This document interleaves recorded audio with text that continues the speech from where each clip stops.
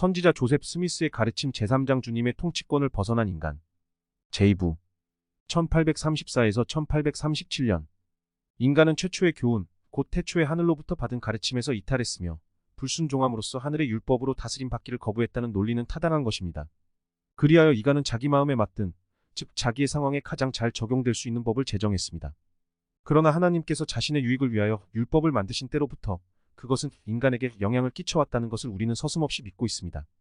왜냐하면 앞서 말했듯이 하나님은 모든 선의 근원이시므로 모든 공의롭고 평등한 율법이 많든 적든 하나님의 영향을 받았기 때문입니다.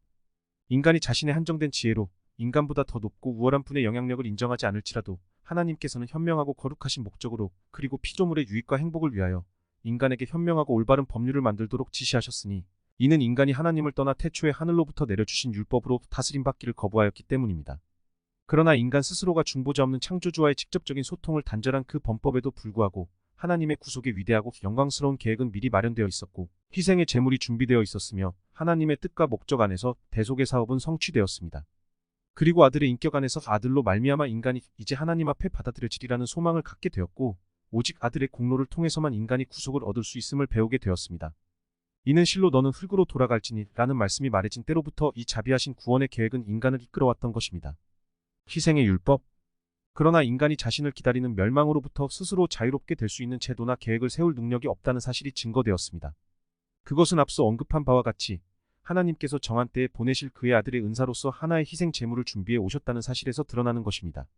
인간이 불순종으로 쫓겨난 그때부터 주님의 면전으로 들어갈 수 있는 하나의 문을 열기 위해서 그리고 하나의 길을 예비하기 위해서 희생의 율법은 존재해왔던 것입니다. 이 기쁜 소식은 메시아가 이 땅에 오실 때까지 각 시대인의 귀에 울려 퍼졌습니다. 이속죄의 신앙 또는 구속의 계획에 대한 신앙으로 아벨은 하나님께 희생 제물을 바쳤고 그 제물은 연lap되었는데 양의 첫 새끼였습니다. 가인도 땅의 소산을 제물로 드렸으나 연lap되지 않았습니다. 그 까닭은 그가 신앙으로 제물을 바치지 않았고 신앙을 가질 수도 없었으며 하나님의 계획과 상반되는 그 자신의 신앙을 드러낼 수도 없었기 때문입니다. 인간의 속죄를 위해서는 하나님의 독생자의 피 흘리심이 있어야 합니다. 이것이 구속의 계획입니다. 피 흘림이 없이는 죄사함이 있을 수 없습니다. 희생이 하나의 예표로 제정되었으므로 그 예표를 통해서 인간은 하나님께서 예비하신 위대한 희생을 판별할 수 있게 되었습니다. 이 예표에 어긋나는 희생을 드리면서 신앙을 드러낼 수는 없습니다. 왜냐하면 구속이 그런 방법으로 오지 않을 뿐더러 구속의 권세도 그런 순서대로 주어지는 것이 아니기 때문입니다. 따라서 가인은 신앙을 가질 수 없었으며 신앙으로 이루어지지 않은 것은 무엇이든지 죄입니다. 그러나 아벨은 연lap되는 희생 제물을 바쳤습니다. 이로써 그는 의롭다는 증거를 받았습니다. 확실히 짐승의 피를 흘리는 것은 모방이나 하나의 예표로서 행해지지 않는 한 혹은 하나님 자신의 은사를 통하여 바쳐지는 것이란 설명 없이는 어떤 사람에게도 유익한 것이 될 수 없습니다. 그리고 이 희생의 의식은 죄사함을 위한 위대한 희생 제물의 권세를 믿는 하나의 예견과 함께 행해졌습니다.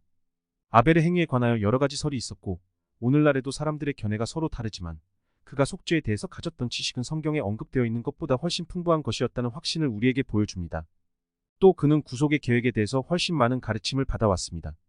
그가 만약 이 계획을 미리 알지 못하였다면 어떻게 하나님의 위대한 구속의 권세로서 자기의 죄를 사함받는다는 신앙으로 희생의 제물을 바칠 수 있었겠습니까? 또한 그가 하나님께 받아들여졌다면 양의 첫 새끼를 바치는 것 이상의 어떤 의식들이 집행되었겠습니까? 주께서 아벨에게 말씀하심. 바울은 히브리에 있는 형제들에게 보내는 편지에서 아벨이 의롭다는 증거를 받았고 하나님의 그의 예물에 대해 증거하였다고 말하였습니다. 하나님이 아벨의 예물에 대하여 누구에게 증거하셨습니까? 바울에게였습니까? 성경의 첫머리에 있는 이 중요한 주제에 관하여 우리는 많은 기록을 갖고 있지 못합니다. 그러나 성경에는 아벨이 의롭다 함을 입었다고 기록되어 있습니다. 그때 분명히 하나님께서는 아벨에게 말씀하셨습니다. 하나님께서 아벨에게 말씀하셨다면 아벨이 의로운 자임을 아시는 하나님께서 복음의 계획 전모를 그에게 밝히지 않으셨겠습니까? 그리고 복음이 곧 구속의 소식이 아니겠습니까? 희생 제물을 바치고 하나님의 아들에 대한 신앙을 가지고 자기의 죄사유함을 기대하는 아벨이 복음을 이해하지 못했다는 말이 성립될 수 있겠습니까? 장차 일어날 일을 신앙으로서 수행하지 않는 한 단순한 짐승의 피 흘림이나 다른 희생 제물은 죄사유함을 가져다 줄 수 없습니다. 그렇지 않다면 가인의 제물도 아벨의 제물과 마찬가지로 유용했을 것입니다.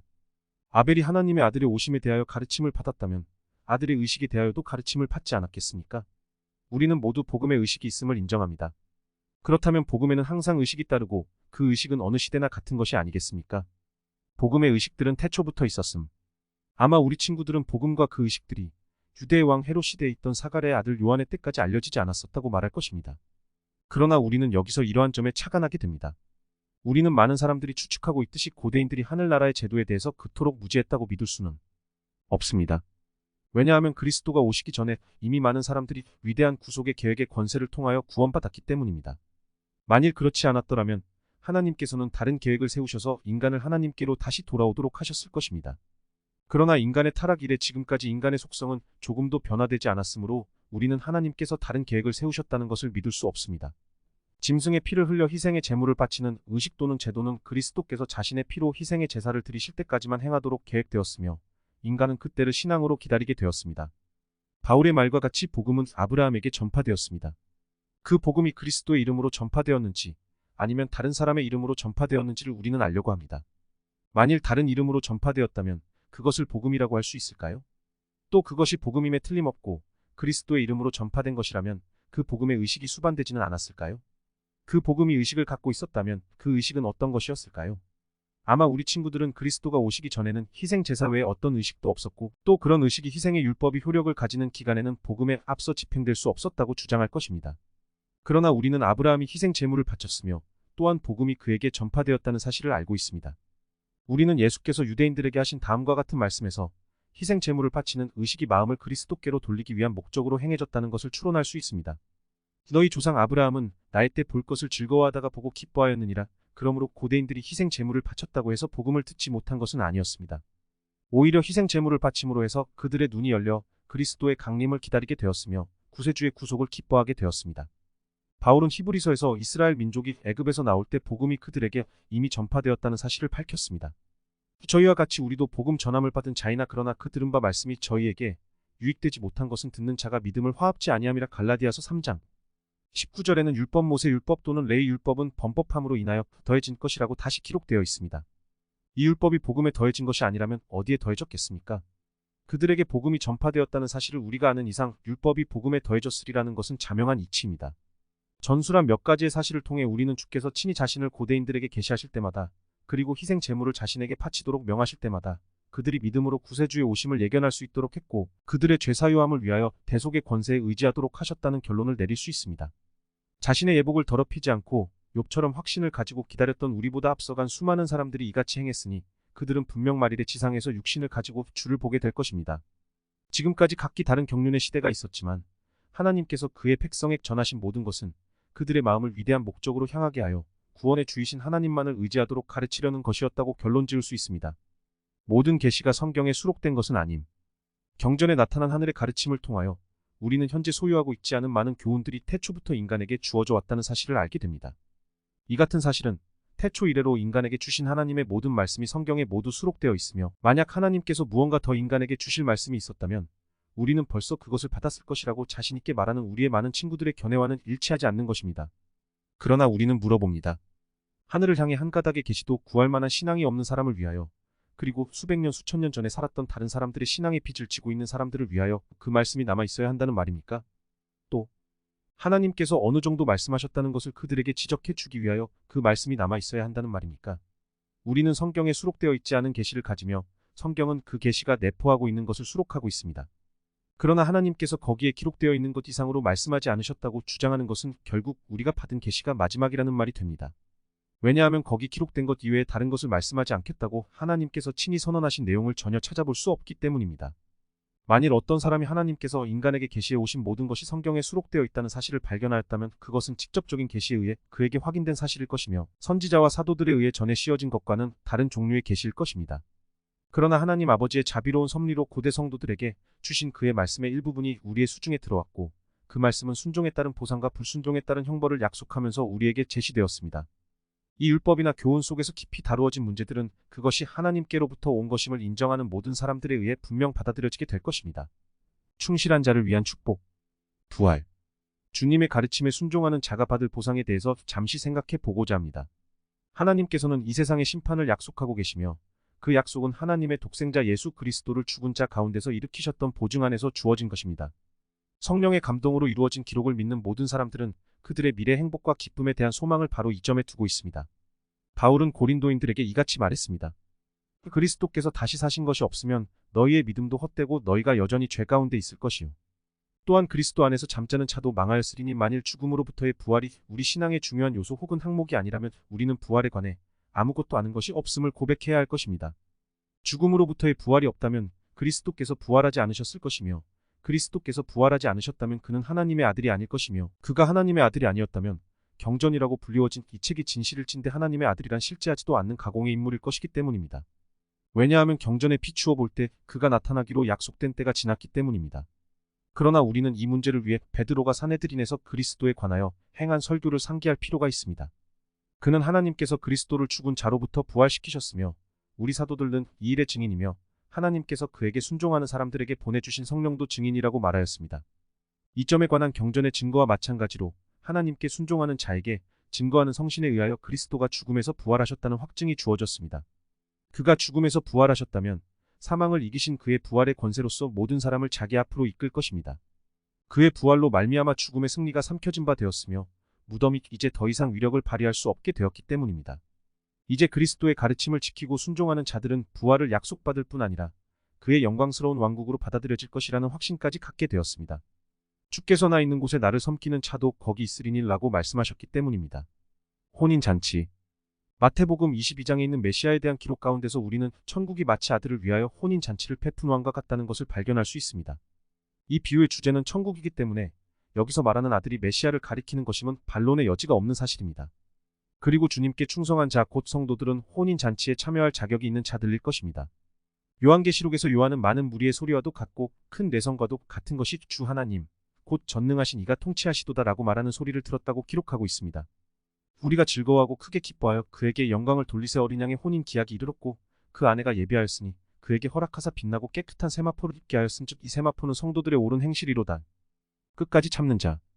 주의 계명을 지키고 끝까지 그의 교훈 안에서 생활하는 자들만이 이 영광스러운 자리에 참여할 수 있다는 것을 바울은 죽기 전에 디모데후서에서 분명히 밝혔습니다. 내가 선한 싸움을 싸우고 나의 달려갈 길을 마치고 믿음을 지켰으니 이제 후로는 나를 위하여 의의 면류관이 예비되었으므로 주 곧 의로우신 재판장이 그날에 내게 주실 것이니 내게만 아니라 주의 나타나심을 사모하는 모든 자에게니라. 이 기록을 믿는 사람은 누구나 바울의 이와 같은 주장이 자신의 죽음이 임박했음을 그가 알 때 만들어졌다는 것을 조금도 의심하지 않을 것입니다. 그 자신의 말처럼 바울은 한때 하나님의 교회를 핍박하고 패척했으나 신앙을 가진 후부터 그는 끊임없이 영광스러운 복음을 전파하였습니다. 그리고 충성스러운 군사처럼 그가 신봉해온 대의를 위하여 목숨을 바쳐야 할 때가 왔을 때 영광스러운 면류관이 자기에게 주어질 것을 확신하면서 기꺼이 목숨을 바쳤습니다. 개심한 후부터 죽는 순간까지 힘쓴 이 사도의 모범을 따르십시오. 여러분은 바울의 생애를 통해서 그리스도의 복음을 전파하는 데 필요한 근면과 인내의 좋은 본보기를 발견하게 될 것입니다. 조소당하고 채찍과 돌에 맞으며 박해자의 손을 피해 도망할 때에도 그는 전과 다름없이 구세주의 교리를 열심히 전파했습니다. 여러분은 그가 이 세상에서의 명예나 부를 얻기 위해 신앙을 가졌던 것이 아님을 확실히 알 수 있을 것입니다. 그는 무엇 때문에 그 모든 고난을 겪어야 했습니까? 그것은 오직 그의 말처럼 하나님으로부터 의의 면류관을 받기 위해서였습니다. 바울이 끝까지 신앙을 지켰다는 것을 아무도 의심하지 않을 것입니다. 어떤 사람도 그가 끝까지 신앙을 지키지 않았고 끝까지 선한 싸움을 싸우지 않았으며 끝까지 복음을 전파하지 않았다고 주장할 수 없을 것입니다. 그 대가로 그는 무엇을 받았습니까? 의의 면류관입니다. 충실하게 일하지 않고 끝까지 참지 못한 다른 사람들은 무엇을 받겠습니까? 그들에게 어떤 약속이 주어졌는지는 그들 스스로 찾아볼 일입니다. 주님은 모든 사람이 자기가 행한 대로 보상을 받을 것이라고 말씀하셨기 때문입니다. 형제 여러분, 여러분이 충실하지 못했다면 여러분은 과연 바울과 같이 그리고 그처럼 충성했던 많은 사람들과 같이 혼인잔치에 참여할 수 있을까요? 선한 싸움을 싸우지 않고 신앙을 지키지도 않은 사람이 상을 받기를 기대할 수 있을까요? 장자의 교회와 함께 주님이 친히 주시는 의의 면류관을 받을 수 있을까요? 바울이 그리스도 안에 소망을 두었던 것은 그가 믿음을 지켰고 주 예수의 나타나심을 열망했으며 그가 친히 의의 면류관을 주시리라는 약속을 확신했기 때문이라는 사실을 여러분은 이제 이해할 수 있을 것입니다. 의의 면류관. 성도들이 통치하지 않는다면 무슨 목적으로 면류관을 쓰겠습니까? 사도시대에 세워진 아시아의 어떤 교회에 주는 권고에서 주님은 그의 종 요한을 빌어 다음과 같은 말씀을 교회에 전달하셨습니다. 내가 속히 이 말이니 내가 가진 것을 굳게 잡아 아무나 내 면류관을 빼앗지 못하게 하라. 그리고 다시 다음과 같이 말씀하셨습니다. 이기는 그에게는 내가 내 보좌에 함께 앉게 하여 주기를 내가 이기고 아버지 보좌에 함께 앉은 것과 같이 하리라. 또 다음과 같은 기록이 있습니다. 사랑하는 자들아, 우리가 지금은 하나님의 자녀라. 장래에 어떻게 될 것은 아직 나타나지 아니하였으나 그가 나타내심이 되면 우리가 그와 같을 줄을 아는 것은 그에 계신 그대로 볼 것을 이남이니 주를 향하여 이 소망을 가진 자마다 그의 깨끗하심과 같이 자기를 깨끗하게 하느니라. 이들 옛 사도들이 그리스도의 오심에 관하여 왜 이처럼 많은 말을 해야 하는 것일까요? 그는 분명 한때 오셨던 분입니다. 그러나 바울은 주의 나타나심을 사모하는 자마다 면류관을 얻게 되리라고 말하고 있습니다. 요한은 또 주가 나타나실 때 우리가 그와 같이 될 것을 아는 것은 그에 계신 그대로를 우리가 볼 것이기 때문이라고 말합니다. 우리가 이런 말을 오인할 수 있습니까? 우리가 주님의 재림을 부인할 때 우리 자신의 훌륭한 판단에 대해 반기를 드는 것이 아닙니까? 주께서 십자가에 달려 돌아가시기 직전에 약속하신 대로 아버지의 왕국에서 옛 사도들과 함께 새 포도나무의 소산을 취하시는 때는 언제입니까? 빌립보 성도들에게 보낸 바울의 서신에는 다음과 같은 말이 기록되어 있습니다. 오직 우리의 시민권은 하늘에 있는지라 거기로서 구원하는 자 곧 주 예수 그리스도를 기다리노니 그가 만물을 자기에게 복종케 하실 수 있는 자의 역사로 우리의 낮은 몸을 자기 영광의 몸의 형체와 같이 변케 하시리라. 우리는 또 사대 교회에 있는 그 옷을 더럽히지 않은 자 몇 명에게 주신 약속을 발견하게 됩니다. 그들은 흰 옷을 입고 나와 함께 다니리니 그들은 합당한 자인 영고라. 이기는 자는 이와 같이 흰 옷을 입을 것이요 내가 그 이름을 생명책에서 반드시 흐리지 아니하고 그 이름을 내 아버지 앞과 그 천사들 앞에서 시인하리라. 요한은 다음과 같은 말로 하나님께 감사와 영광을 돌리고 있는 하늘의 소리를 기록하고 있습니다. 어린 양은 책을 가지시고 그 인봉을 떼기에 합당하시도다. 일찍 죽임을 당하사 각 족속과 방언과 백성과 나라 가운데서 사람들을 피로 사서 하나님께 드리시고 저희로 우리 하나님 앞에서 나라와 제사장을 삼으셨으니 저희가 땅에서 왕 노릇하리로다. 20장에는 사탄이 지정된 장소에 감금되고 성도들이 평화롭게 통치하며 주님의 율법에 내포된 모든 약속과 축복을 의로운 자들이 누리게 되는 기간이 명확하고도 구체적으로 나와 있습니다. 이 밖에도 충성된 자들에게 주어진 많은 약속이 있으나 여기에서 일일이 열거할 필요를 느끼지 않습니다. 편지가 너무 길어지겠고 여러 형제님들이 이미 그것들을 잘 알고 계시리라고 믿기 때문입니다. 고대 성도들이 약속을 얻음. 고대 성도들은 사람들로부터 핍박과 고난을 받았지만 하나님으로부터 영광스러운 약속을 받았습니다. 우리 마음이 감사로 충만해짐은 바로 이들을 우리의 귀감으로 바라볼 수 있기 때문입니다. 우리는 이들을 볼 때 하나님께서 사람의 외모를 취하지 않으시며 어느 민족 누구이건 간에 하나님을 경외하고 의를 행하는 자는 하나님께 용납된다는 사실을 다시 한번 확인하게 됩니다. 그러나 앞서 인용한 몇몇 성구에서 우리는 다음과 같은 결론을 이끌어낼 수 있습니다. 즉 모든 사람들이 행한 대로 심판을 받고 보상받을 날이 올 것이며 신앙을 지킨 자들은 의의 면류관을 쓰고 흰 예복을 입으며 혼인잔치에 참석하고 모든 고난에서 해방되어 그리스도와 함께 이 땅을 통치하면서 영광스러운 그의 왕국에서 새 포도나무의 열매를 취할 날이 오리라는 것입니다. 적어도 이와 같은 약속이 고대 성도들에게 주어졌다는 것을 우리는 압니다. 고대 성도들에게 주어진 약속이 우리에게 주어진 것이 아니라는 이유 때문에 그 모든 약속을 우리에게 해당되는 것으로 간주할 수는 없을지라도 우리가 가장 높으신 이의 자녀이며 그들이 받은 것과 같은 부름을 받았고 그들이 받아들인 성약을 우리도 받아들이고 있다는 사실에는 변함이 없습니다. 그러므로 우리가 그들과 같이 주님에 대한 간증을 굳게 지킨다면 그리스도의 이름으로 우리도 아버지께 나아갈 수 있으며 그들과 같은 약속을 얻게 됩니다. 이런 약속을 우리가 얻었다면 그것은 베드로나 요한, 그 밖에 다른 사도들이니 하나님에 대한 두려움으로 행했던 사대, 버가모, 빌라델비아 같은 교회 때문이 아니며 또 우리가 그 약속을 얻을 만한 믿음이나 이기는 차가 될 수 있는 능력을 가졌기 때문도 아닙니다. 우리가 그 약속을 얻을 수 있었던 이유는 우리 스스로가 그들처럼 그의 아들 예수 그리스도의 이름을 믿고 그 이름으로 하나님께 나아갔기 때문입니다. 그러므로 그 약속은 우리에게 직접 주어진 것이며 만일 그렇지 않다면 우리에게 하등의 유익이 없을 것입니다. 하나님의 은사로 우리 자신의 재산이 된 그 약속들은 우리의 유익을 위하여 전달될 것이며 우리가 하나님의 계명을 힘써 지키고 그 앞에서 올바르게 생활함으로써 얻어질 것입니다. 만약 그렇지 않다면 무엇 때문에 주 예수 그리스도의 복음이 필요하며 무슨 목적으로 복음이 우리에게 전달되었겠습니까? 배도자는 회원 자격을 박탈당함. 지상에 있는 메시아의 왕국은 항상 수많은 모반자들이 존재하는 정부와 같습니다. 그렇기 때문에 회개하지 않는 죄인은 용납하지 않고 그에게서 회원 자격을 박탈합니다. 주님은 우리에게 좁은 문으로 들어가도록 힘쓰라고 말씀하시면서 많은 사람들이 거기로 들어가려고 하나 들어갈 수 없으며 부름을 받은 자는 많으나 택함을 받은 자는 적다고 말씀하셨습니다. 바울은 에베소 교회의 장로들과 3년 동안 함께 일을 한 후에 그들 중에서 신앙을 저버리는 자가 있을 것이며 그들을 따라 제자들을 딴 길로 유인하려는 자가 있을 것이라고 말했습니다. 지금 이 시대에 그리스도의 교회를 세움에 있어 바울과 같은 경험을 한다고 자처할 사람은 아무도 없겠으나 바울이 에베소 교회를 떠난 후 많은 사람들 심지어 장로들까지 진리를 등졌습니다. 그리고 대부분의 경우에서 볼 수 있는 것처럼 다른 사람들까지 자기네들을 따라 잘못된 길로 빠지게 하려고 했었습니다. 거룩하게 살겠다는 결의를 고백한 자일지라도 그리스도를 믿는 신앙으로부터 떠나 배도한 자는 속히 회개하지 않는 한 악한 자의 함정에 빠지며 하나님의 영을 받지 못하고 많은 무리 앞에서 그 악을 드러낼 수밖에 없다는 것은 추호도 이상할 것이 없는 사실입니다. 충성된 자들이 배도자들로부터 극심한 핍박을 받았습니다. 유다는 사탄이 그 마음에 들어왔기 때문에 주님을 배반하고 그를 원수의 손에 넘겼습니다. 온 마음과 뜻을 다하여 복음에 순종할 때는 높은 예지를 받으나 배도한 다음에는 하나님의 영을 받을 수 없으며 결국 정죄받아 불살라지게 됩니다. 그들 안에 있었던 빛이 일단 그들로부터 떠나게 되면 빛을 받기 전만큼 어두워지며 자신이 지녔던 모든 권세를 진리를 대항하는 데 사용하여 유다처럼 은혜를 베풀었던 자까지 멸망시키려 한다는 것은 놀라운 사실이 아닙니다. 이 지상에서나 하늘에서나 구세주에게 유다만큼 더 가까운 친구가 어디 있었겠습니까? 그런데도 유다의 첫 번째 목적은 그를 죽이는 것이었습니다. 이 말일에 모든 성도들 가운데서 주님처럼 선하다고 자처할 자가 어디 있겠습니까? 누가 주님처럼 완전할 수 있겠습니까?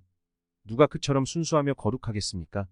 주님은 한 번도 범법하지 않으셨고 하늘의 율법이나 계명을 어긴 일이 없으시며 그의 말에는 기만이 없고 그의 마음에서는 악을 찾을 수 없었습니다. 그런데도 함께 마시고 함께 먹던 자가 제일 먼저 주님을 배반했습니다. 그리스도와 같은 분이 어디 있겠습니까? 이 지상에는 없는 것입니다. 그렇다면 그리스도를 따르는 자들이 왜 불평을 해야 합니까? 한때 형제라고 불렀고 영원한 성약 안에서 가장 가까운 관계를 맺고 있다고 생각했던 자들로부터 핍박을 받는다고 해서 불평할 까닭이 무엇이 있겠습니까?